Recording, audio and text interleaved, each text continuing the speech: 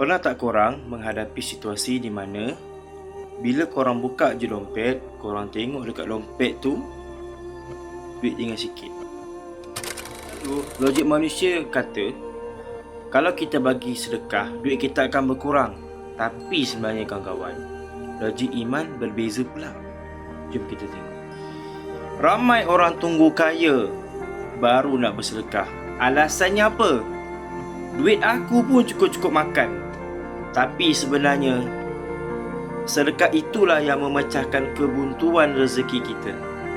Nabi SAW pernah bersabda, harta tidak akan berkurang kerana sedekah.